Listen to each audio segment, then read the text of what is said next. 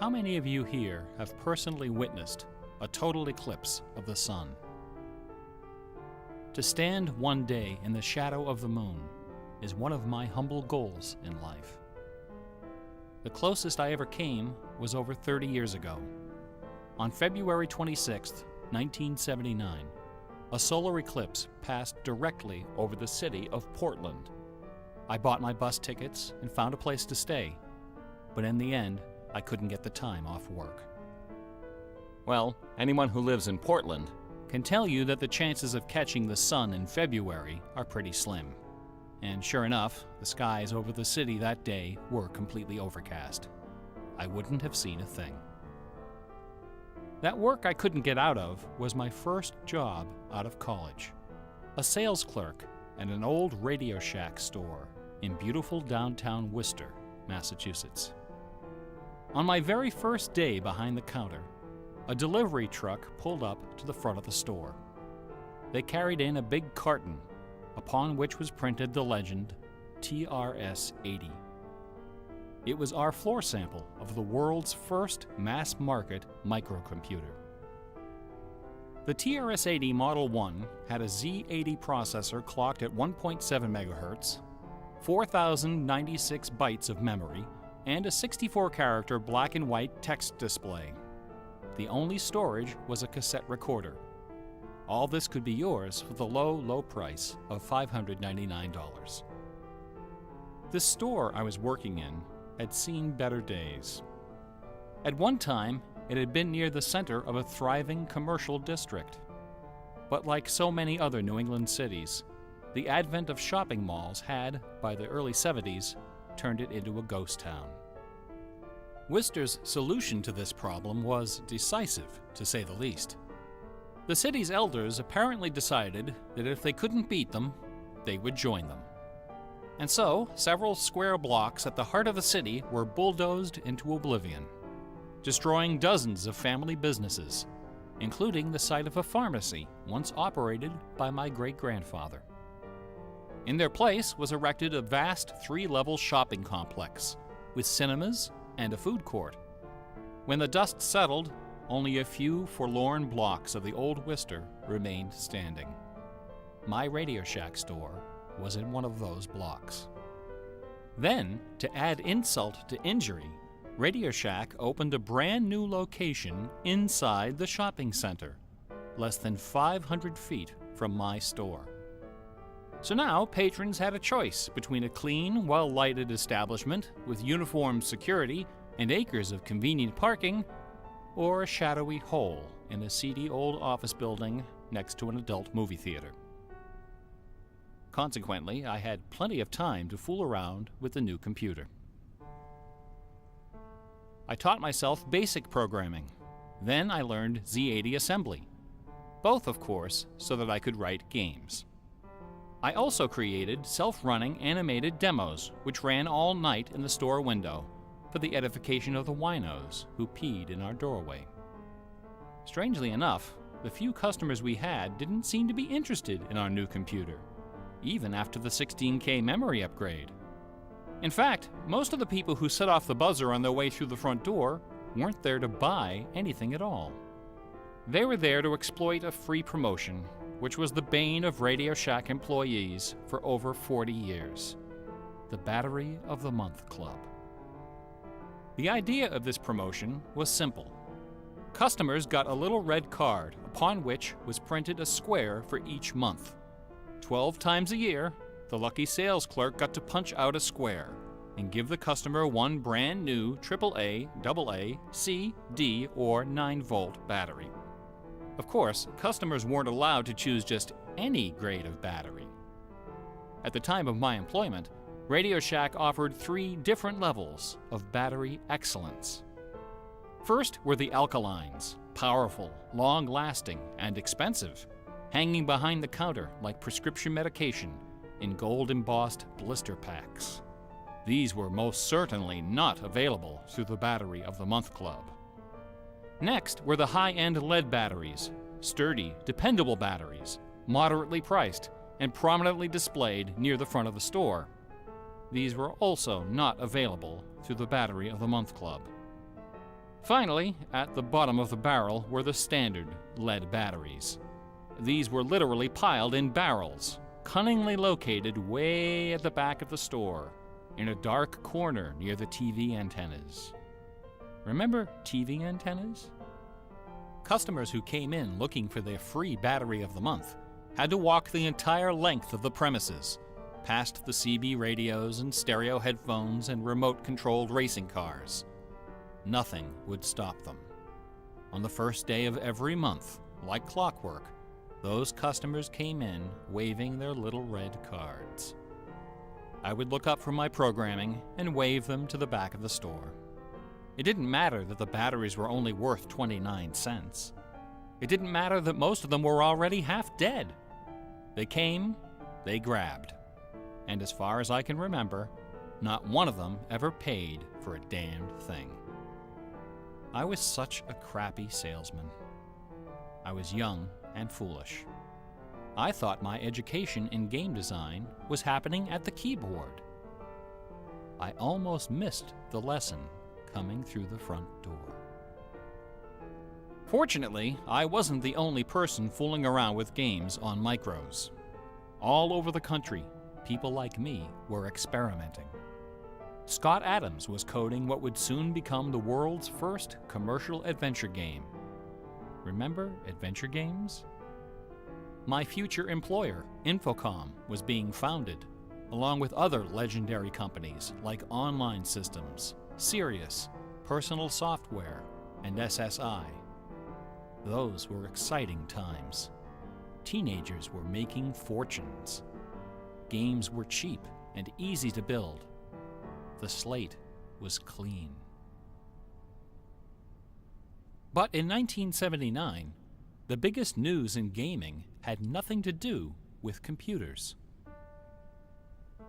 On the morning of the autumn equinox, September 20th, a new children's picture book appeared in the stores of Great Britain. This picture book was rather peculiar.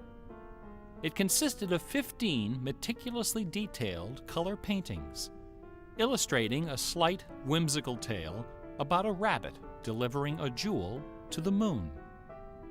On the back jacket of the book was a color photograph of a real jewel, shaped like a running rabbit, 5 inches long, fashioned of 18-karat gold, suspended with ornaments and bells, together with a sun and moon of blue quartz. According to the blurb underneath, this very jewel had been buried somewhere in England. Clues pointing to its location were concealed in the text and in the pictures of the book. The treasure would belong to whoever found it first. The book was called Masquerade. It was created by an eccentric little man with divergent eyes and a talent for mischief named Kit Williams. Within days, the first printing was sold out, and the empire that never sleeps found itself in the grip of rabbit fever. Excited readers attacked the paintings with rulers, compasses, and protractors. Magazine articles and TV specials dissected the clues, floated theories, and followed with keen delight the reckless exploits of the fanatics. One obscure park, unfortunately known by the nickname Rabbit Hill, was so riddled with holes excavated by misguided treasure seekers that the authorities had to erect signs assuring the public that no gold rabbits were to be found there. Some hunters ended up seeking psychological counseling for their obsession. The craze leapt over the Atlantic Ocean and invaded America, France, Italy, and Germany. It sold over 1 million copies in a few months, a record unrivaled by any children's title until the advent of Harry Potter. Over 150,000 copies were sold in foreign translations, including 80,000 copies in Japanese, despite the fact that the puzzle was only solvable in English. It didn't matter that the Masquerade jewel was only worth a few $1,000s. Many seekers spent far more than that in their months of exploration and travel. It was the thrill of the chase, the possibility of being the one. Treasure hunts, secret messages, and hidden things seem to exert an irresistible appeal. They're fun to look for and to talk about, and this fact of human psychology has been exploited in computer games since the earliest days. It finds expression in the hidden surprises we call Easter eggs. Atari's Stephen Wright is credited with coining this term in the first issue of Electronic Games magazine. The first Easter egg in a commercial computer game appeared in an early Atari 2600 cartridge called, simply enough, Adventure. By a sequence of unlikely movements and obscure manipulations, players could discover a secret room where the words "Created by Warren Robinette" appeared in flashing letters. Over the decades, Easter eggs and their evil twin, cheat codes, have become an industry within an industry. Entire magazines and websites are now devoted to their carefully orchestrated discovery and dissemination. They're part of our toolkit, our basic vocabulary, the language of computer game design. Computer gamers may have been the first to refer to hidden surprises as Easter eggs, but we certainly weren't the first to use them. Painters, composers, and artists of every discipline have been hiding stuff in their works for centuries. The recent advent of VCRs and Laserdisc players with freeze-frame capability exposed decades of secret Disney erotica. Thomas Kincaid, the self-appointed painter of light, amuses himself by hiding the letter N in his works. A number beside his signature indicates how many N's are hidden in each painting. Picasso, Dali, Raphael, Poussin, and dozens of other painters concealed all kinds of stuff in their paintings. A favorite trick was hiding portraits of themselves, their families, friends, and fellow artists in crowd scenes. El Greco loved dogs, but the Catholic Church forbid him from including any in his sacred paintings. So he hid them, usually within the outlines of celestial clouds. Composer Dmitri Shostakovich chafed under the political censorship imposed by the Soviet Ministry of Culture. His symphonies and chamber works are loaded with hidden signatures and subversive subtexts which, had they been recognized, would have sent him to Siberia. Mozart's opera, The Magic Flute, is filled with musical allusions to the rituals of the Freemasons, the ancient secret society of which he and his mentor Haydn were members. But the most famous purveyor of Easter eggs is that champion of the late Baroque, the ultimate musical nerd, Johann Sebastian Bach. Bach was a student of gematria, the art of assigning numeric values to letters of the alphabet, A equals 1, B equals 2, C equals 3, etc. By comparing, sequencing, or otherwise manipulating these numbers, secret messages can be concealed. Bach took particular delight in the geometrical numbers 14 and 41. 14 is the sum of the initials of his last name, B equals 2, A equals 1, C equals 3, and H equals 8. 41 is the sum of his expanded initials, J.S. Bach. These two numbers show up over and over again in Bach's compositions. One of the better-known examples is his setting of the chorale Vor deinem Thron. The first line of the melody contains exactly 14 notes, and the entire melody, from start to finish, contains 41. Another of Bach's favorite games was the puzzle canon.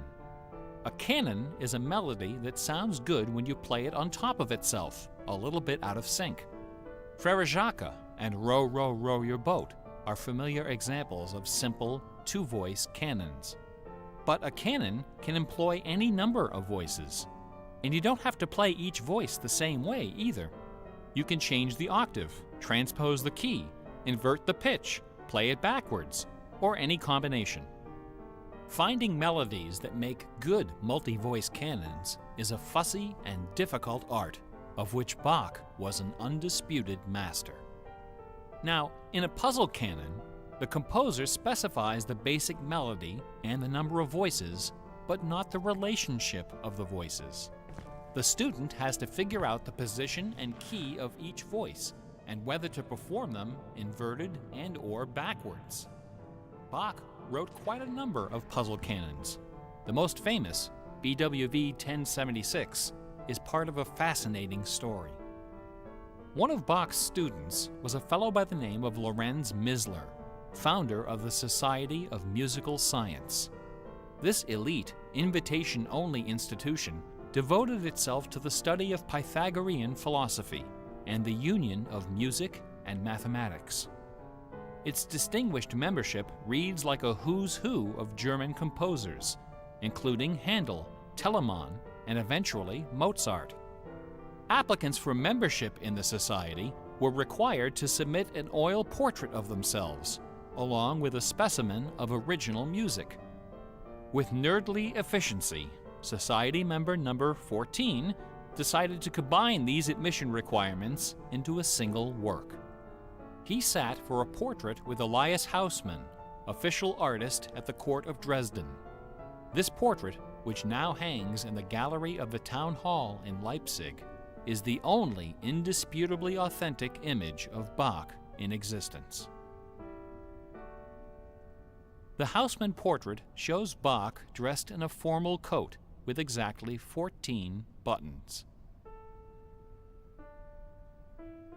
In his hand is a sheet of music paper, upon which is written a puzzle canon for 6 simultaneous voices. In 1974, a manuscript was discovered which proved that this canon was the 13th in a series of exactly 14 canons based on the ground theme of the famous Goldberg variations. As if these musical gymnastics weren't enough, Bach liked to hide messages in his compositions by assigning notes to the letters. His initials, B-A-C-H, correspond to the pitch sequence B-flat, A, C, and B natural in German letter notation. This theme makes its most memorable appearance in the last bars of his final composition, The Art of Fugue, published soon after his death in 1750. The word fugue comes from the Latin fuga, which means flight, as in running away. So the art of fugue is the art of flight, the art of taking a theme and running with it. Bach wrote hundreds of fugues, but none as sublime as this sequence of 14. In the last and most complicated fugue in the series, the first and second sections develop normally. This is followed by the B-A-C-H signature, and then suddenly, without any warning or structural justification, the fugue stops, dead in its tracks. One of the composer's 20 children, his son Carl Philipp Emanuel, claimed that Bach died moments after those last few notes were written. This story is probably apocryphal.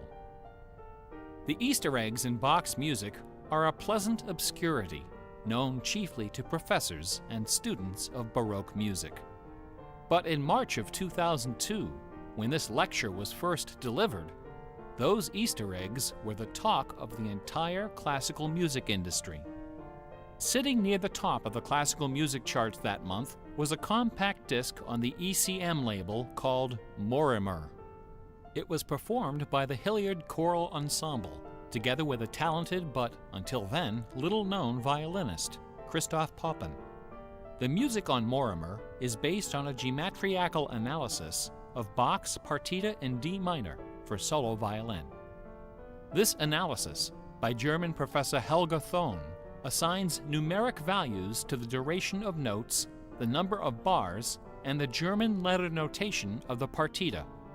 In doing so, she claims to have discovered the complete text of several liturgical ceremonies encoded in the notes. The CD presented these hidden texts superimposed over the original music. The result was strangely melancholy, dark, haunting, and very, very popular. Quite a few music critics attacked this disc. They didn't buy Professor Thon's analysis. dismissing it as a combination of numerology and canny marketing. Their caution was not without basis. Numerology is a slippery slope down which many a fine mind has slid to its doom. Allow me to offer an amusing anecdote from my own experience. Back in the early 90s, before the internet took off, one of the more popular online bulletin board systems was a service called Prodigy. I bought an account on Prodigy so I could join a fraternal interest group and gossip with fellow members around the country. One day, a stranger appeared on our bulletin board. Right away, I knew we were in trouble.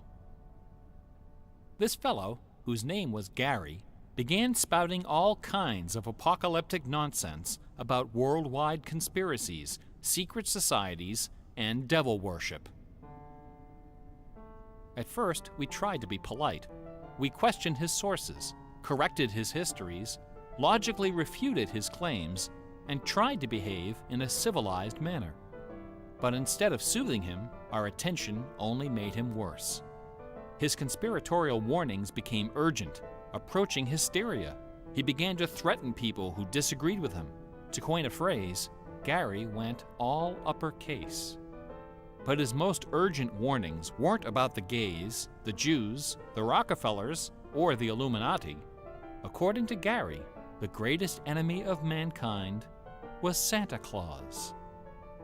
Gary claimed to possess a secret numerical formula that proved beyond a shadow of a doubt that Santa Claus was an avatar of the Antichrist.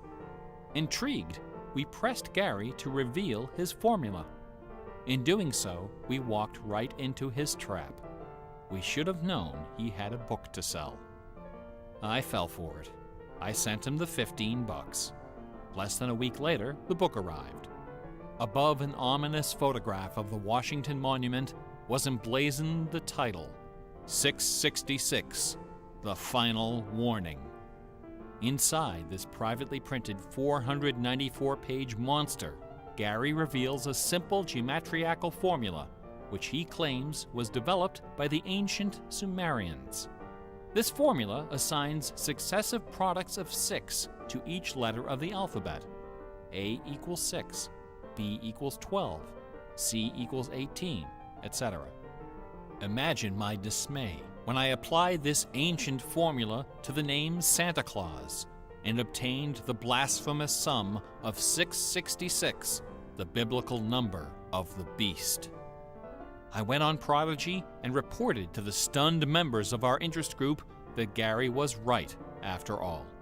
There could be no doubt that according to the unimpeachable wisdom of ancient Samaria, Santa Claus was the Antichrist. I then went on to point out several other names which, when submitted to Gary's formula, also produced the sum 666. Names like St. James, New York, and New Mexico. Soon the bulletin board was filled with discoveries like computer, Boston tea, and most sinister of all, sing karaoke. Gary left us alone after that. I got my $15 worth. But Gary is hardly the first person to connect secret codes to the Bible. People have been looking for Easter eggs in the Bible for hundreds of years. The Hebrew mystical tradition of Kabbalah can be described as a geometrical meditation on the Pentateuch, the first 5 books of the Old Testament. The advent of computers has made the application of numerology to the Bible fast and efficient. The latest spate of Bible searching was instigated by a book published in 1998 by Michael Drosnin, a former Wall Street Journal reporter. His book, The Bible Code, applied a skip cipher in which every nth character in a text is combined to form a message.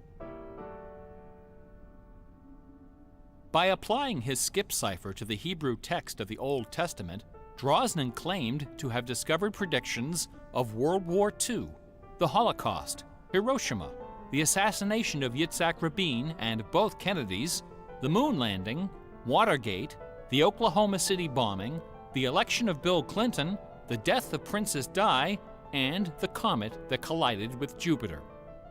He also found predictions of a giant earthquake in LA, a meteor hitting the Earth, and nuclear Armageddon, all scheduled to occur before the end of the last decade.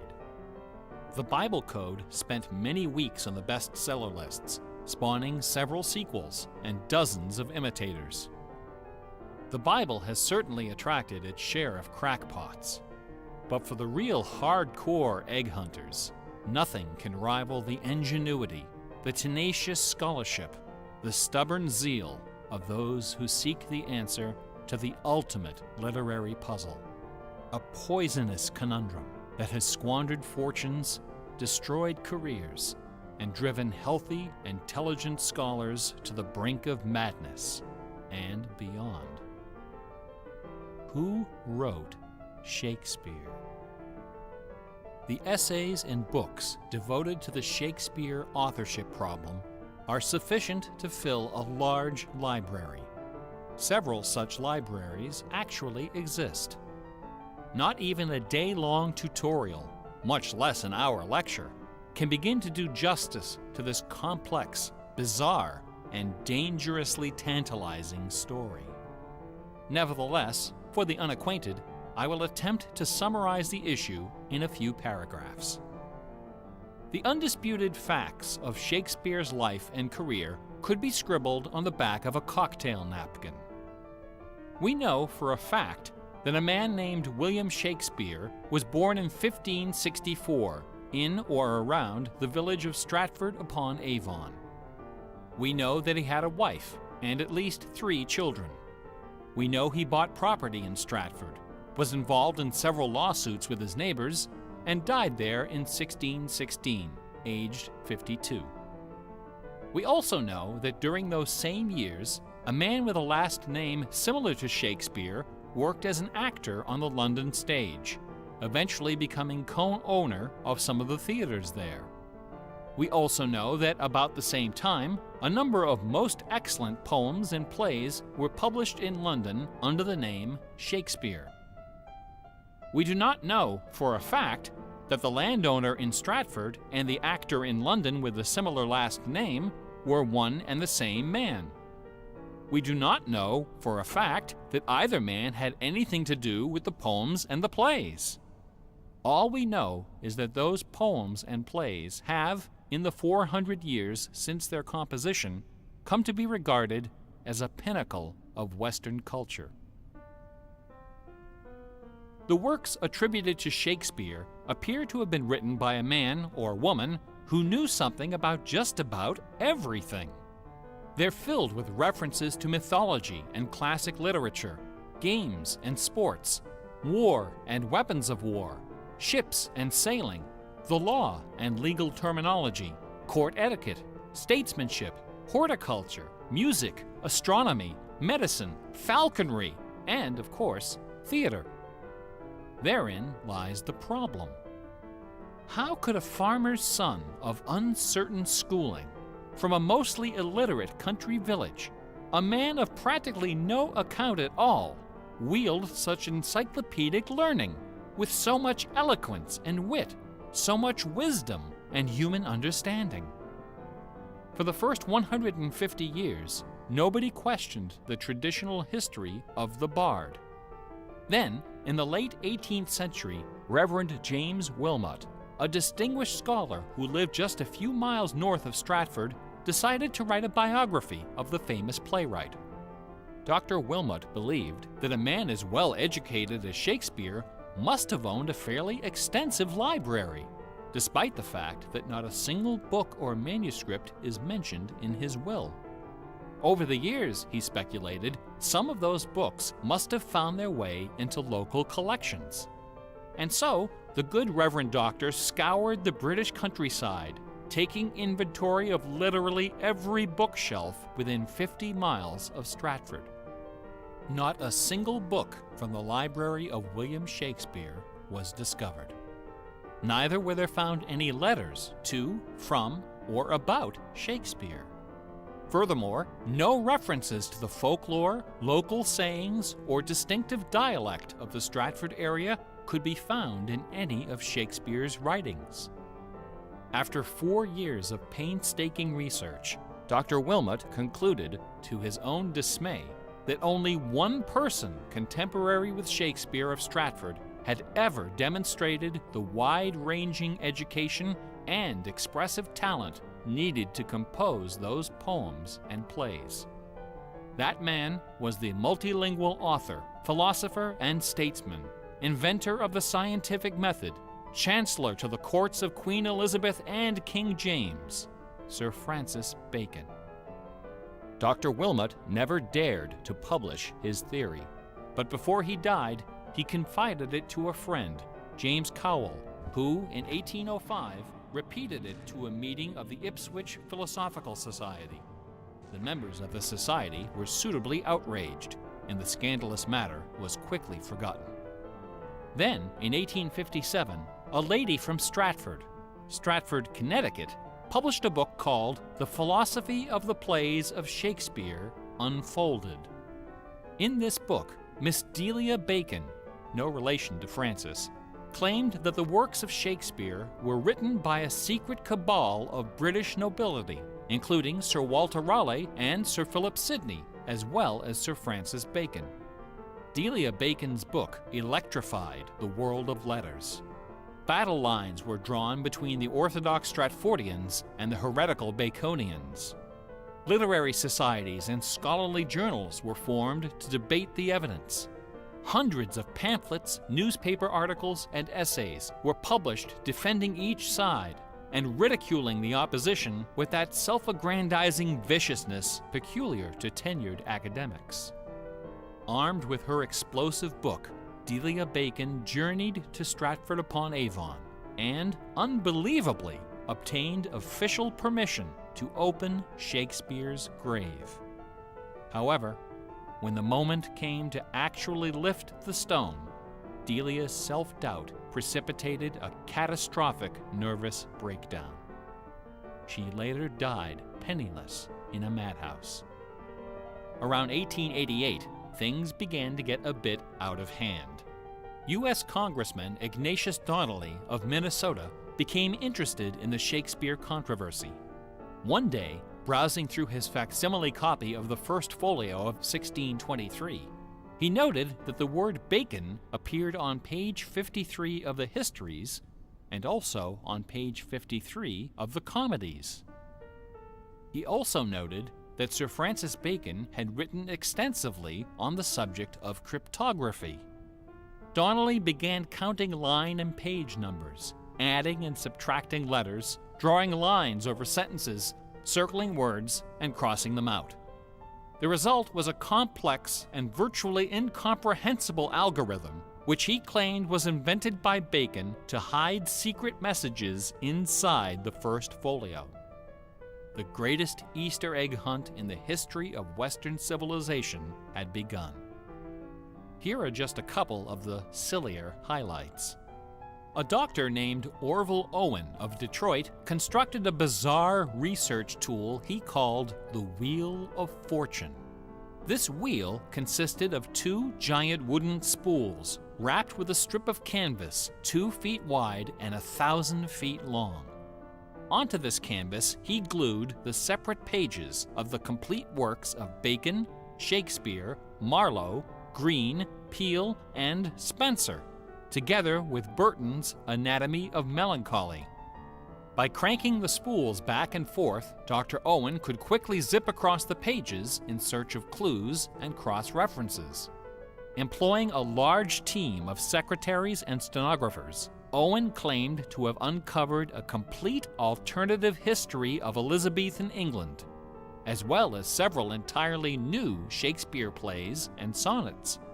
Listen to this hidden verse, supposedly penned by the mighty bard himself, which inspired Dr. Owen to build his Wheel of Fortune.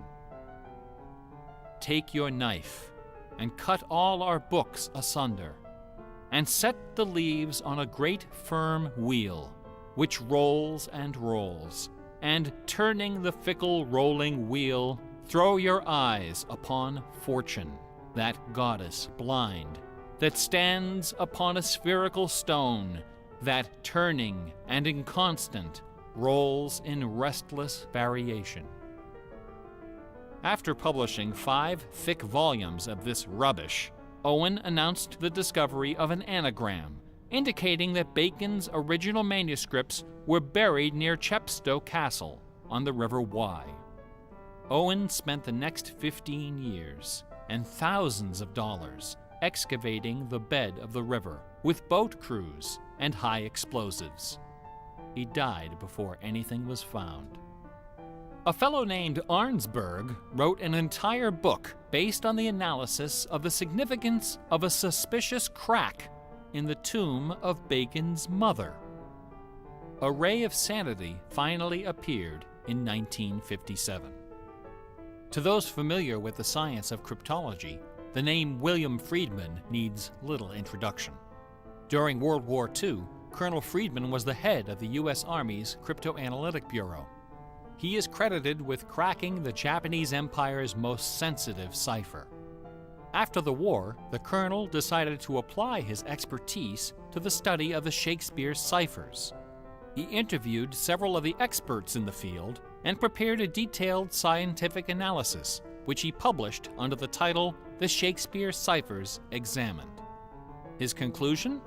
In a word, bunk. According to the standards of cryptologic science, not one of the hidden messages purportedly discovered in Shakespeare's works was plausible.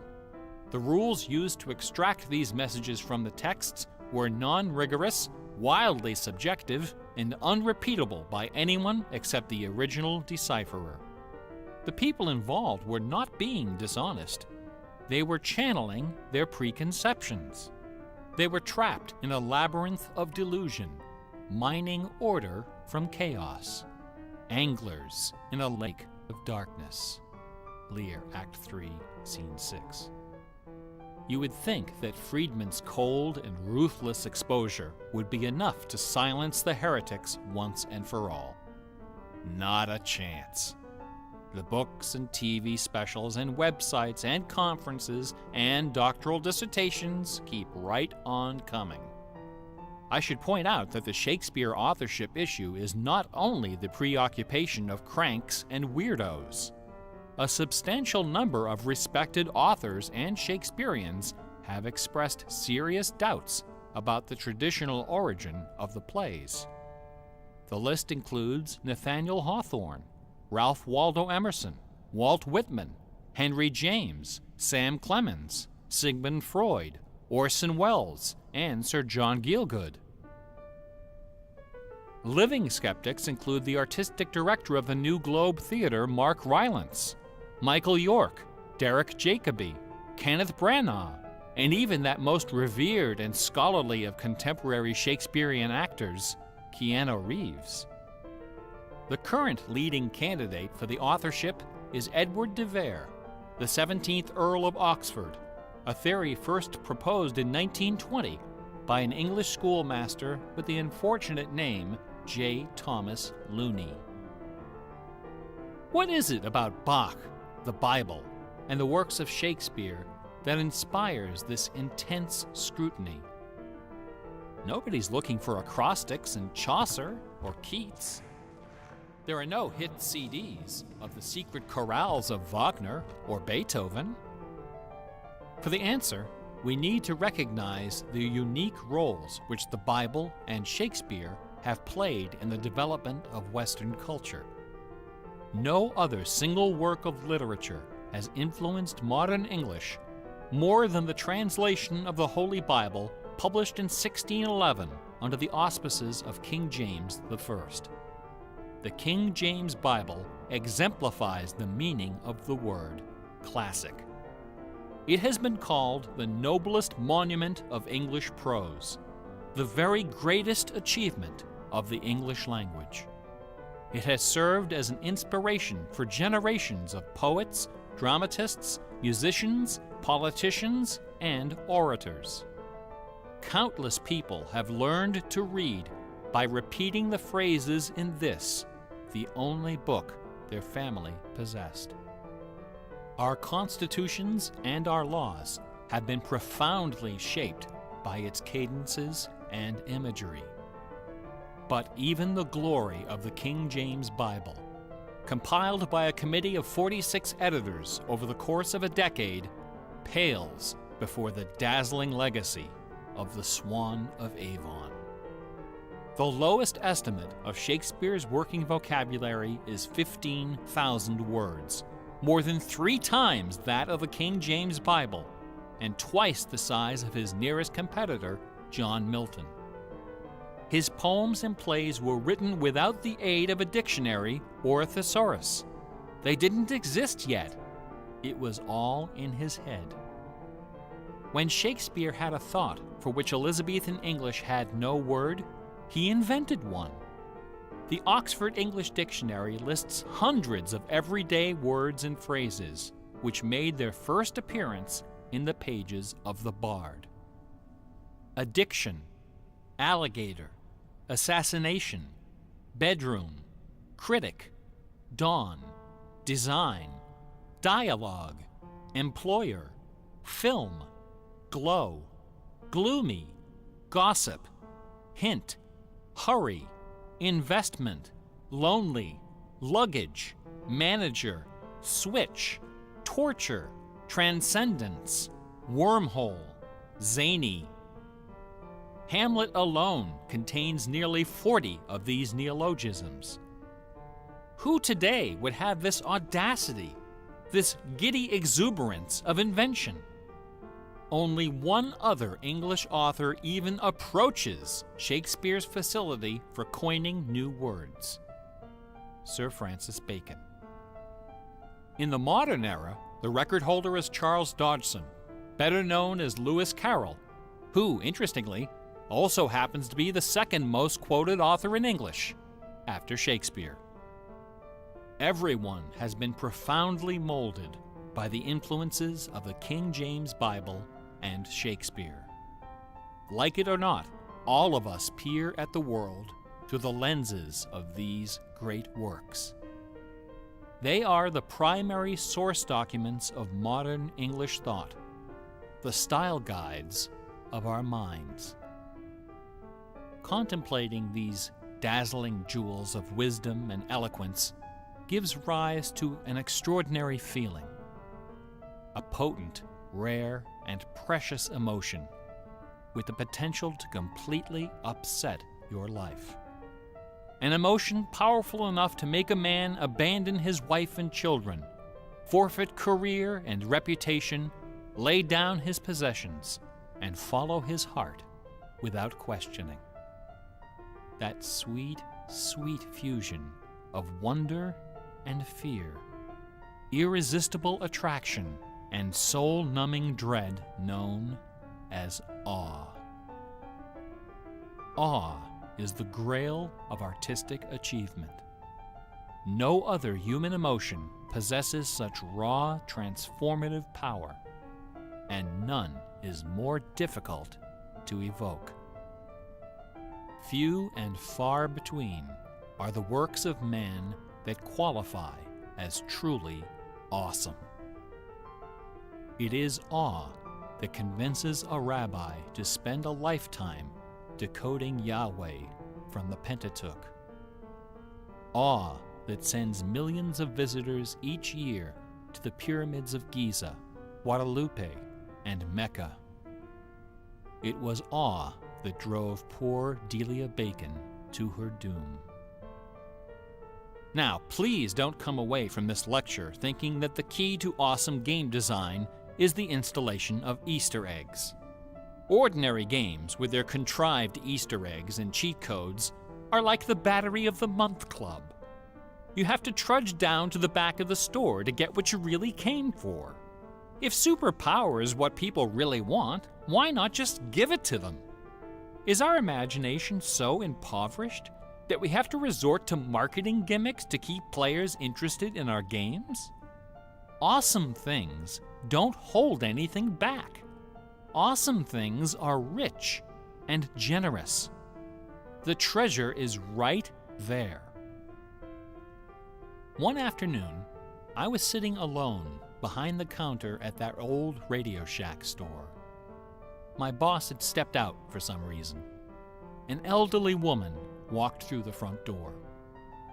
Like most of our customers, she was shabbily dressed, probably on a fixed income. I assumed she was there for her free battery, but instead, she placed a portable radio on the counter. This little radio came from the days when they boasted about the number of transistors inside on the case. It was completely wrapped in dirty white medical tape. The woman looked at me and asked, "Can you fix this?" Slowly, I unwrapped the medical tape, peeling away the layers until the back cover of the radio fell off, accompanied by a cloud of red dust. The interior of the radio was half eaten away by battery leakage and corrosion. I looked at the radio. I looked at the old woman. I looked back at the radio. I reached behind me, where the expensive alkaline batteries were hanging like prescription medication, and removed a gleaming 9-volt cell from its gold blister pack. Then I pulled a brand new transistor radio from a box, installed the alkaline, and helped the lady find her favorite station. No money changed hands. She left the store without saying a word. Awesome things are kind of like that.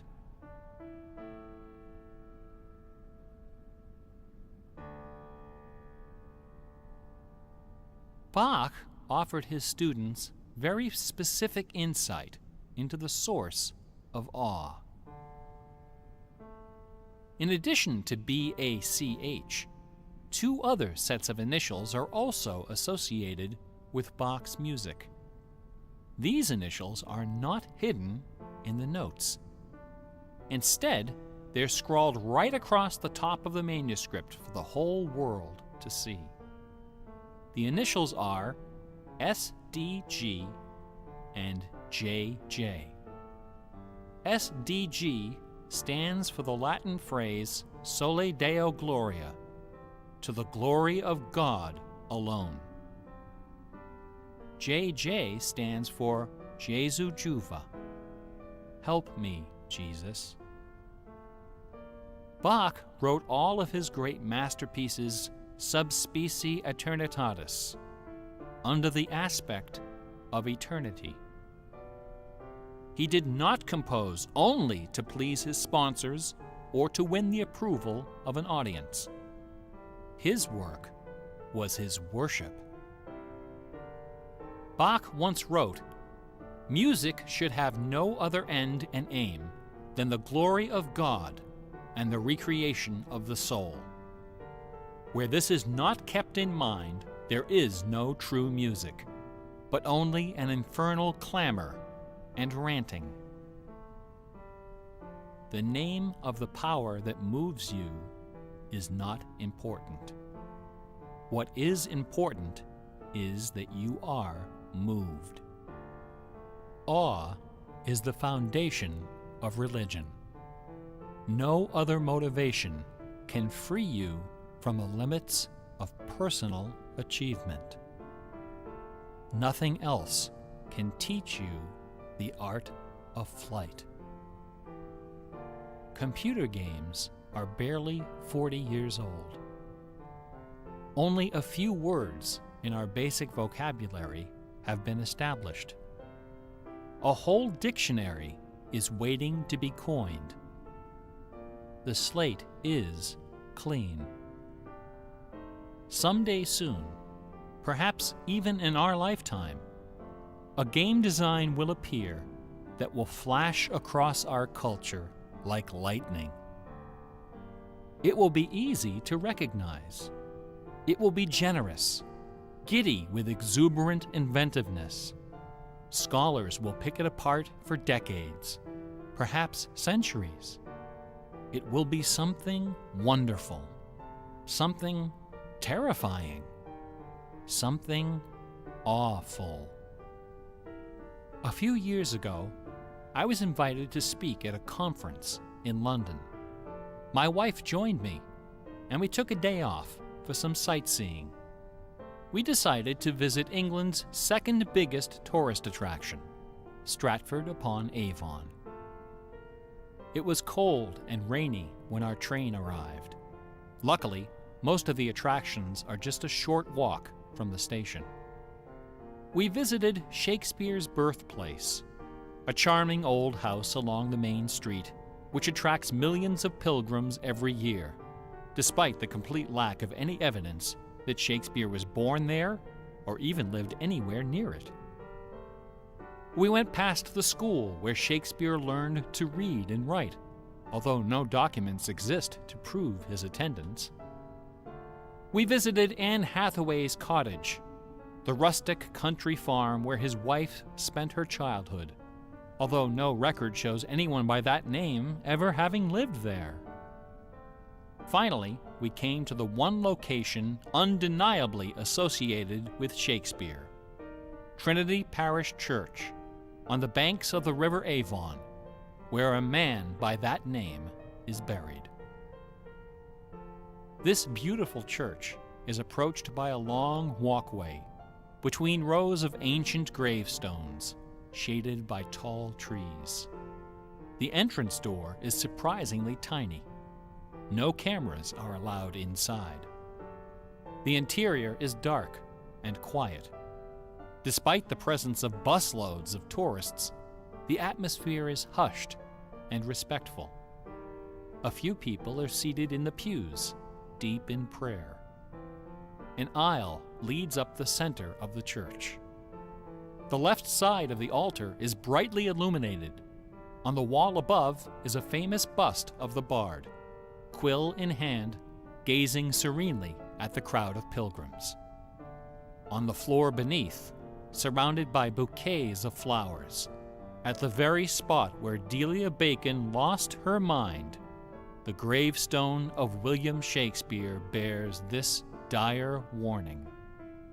Good friend, for Jesus' sake, forbear to dig the dust enclosed here. Blessed be the man who spares these stones, and cursed be he that moves my bones. Every year, 3 million pilgrims arrive from every nation on earth to approach this stone and consider the likeness of a man whose body of work can only be described as awesome. By contrast, the right side of the altar is dark and featureless. Nobody of any consequence is buried there. The only point of interest is a wooden case of simple design, carved of dark oak. Inside the case, sealed beneath a thick sheet of glass, lies a large open book. A plaque on the case identifies this book as a first edition of the King James Bible, published in 1611, when Shakespeare was 46. Not many pilgrims visit this side of the altar. Most of those that do simply glance at the book, read the plaque, and move along. A few, more observant, note that the Bible happens to be opened to a page in the Old Testament, the book of Psalms, chapter 46. No explanation is given for this particular choice of pages. For the initiated, none is necessary. If you are of inquisitive bent, if you are intrigued by English history and literature, if you value your peace of mind, cover your ears now.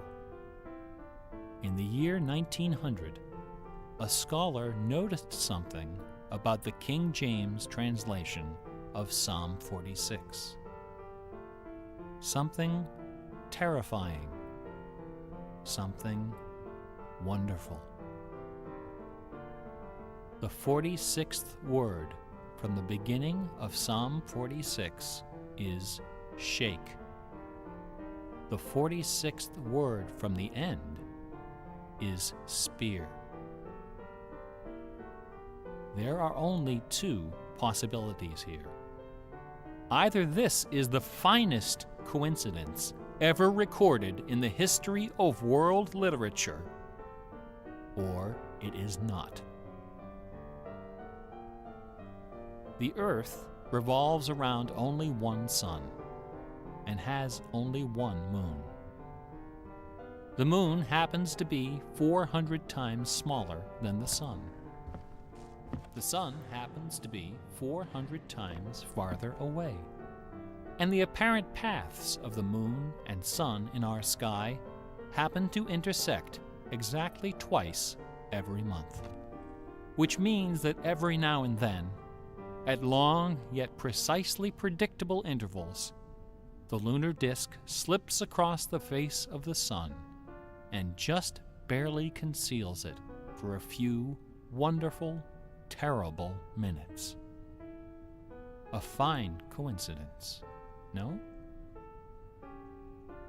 In June of 1977, a little man with divergent eyes and a talent for mischief ascended a hilltop in the British village of Ampthill.